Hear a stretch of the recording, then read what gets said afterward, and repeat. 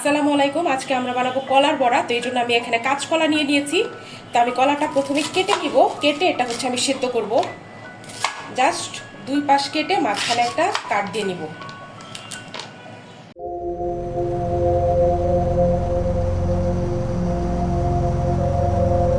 আচ্ছা, আমি এখন একটু সিদ্ধ দিয়ে দিব কলাগুলা সব পানির মধ্যে। আমি আগেই পানিটা গরম দিয়ে দিয়েছিলাম। এখন এটা সেদ্ধ হবে, খুব ভালো মতো সেদ্ধ করতে হবে।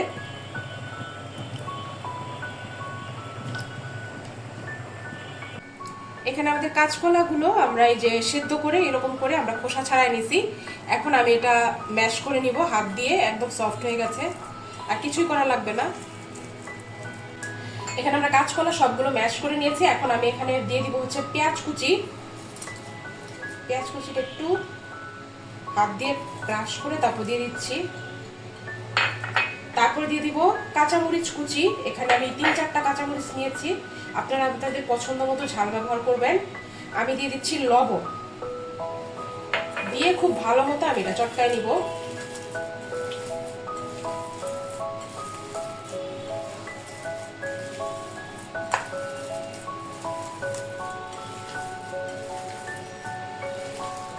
এখন আমি অল্প একটু কালারের জন্য দিয়ে দিব হলুদ গুঁড়া, অল্প একটু লাল মরিচের গুঁড়া, আর অল্প একটু জিরার গুঁড়া। এটা কিন্তু হাফ চা চামচের থেকেও কম।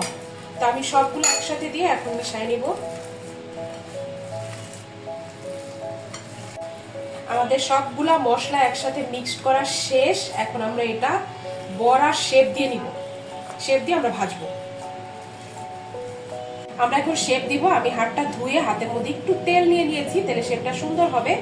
এরকম আমরা ছোট ছোট করে শেপ দিয়ে নিব বড়া।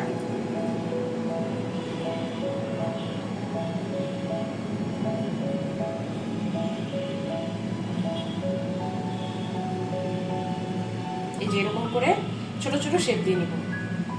করে সবগুলো বড়া এইভাবে বানিয়ে নিব হাতে নিয়ে।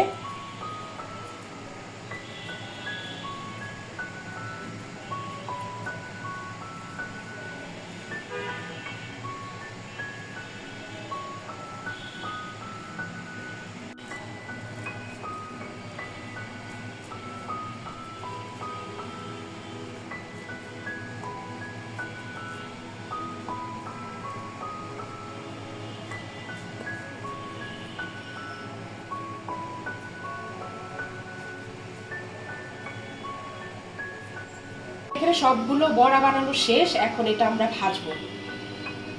আমরা ভাজার জন্য এখানে প্যান দিয়ে দিলাম। আমরা এটা কিন্তু খুব বেশি তেলে ভাজবো না, এটা কিন্তু শ্যালো ফ্রাই হবে।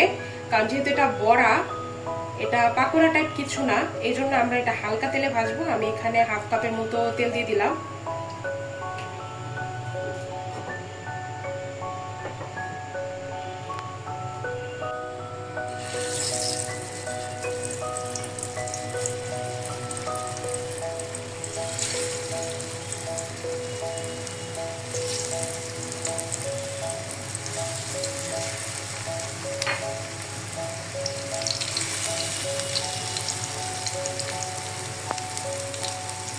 আমাদের এক সাইড মনে হয়ে গেছে, আমরা উল্টাই দিব।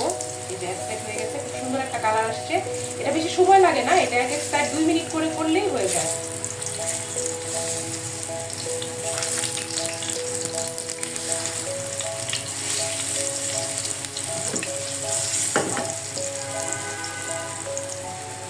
একটু হয়ে গেছে, আমরা এই পিট করে আমরা নামায় ফেলবো। এটা কিন্তু প্রায় হয়ে গেছে, আমরা বেশি ভাজবো না। এই যে কালার চলে আসছে দুই পিঠেই, এই যে সুন্দর কালার আসছে।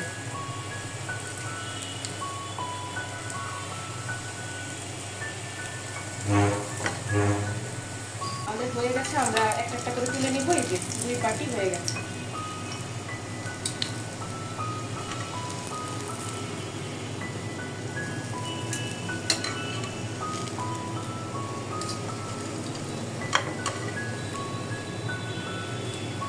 না দেখো,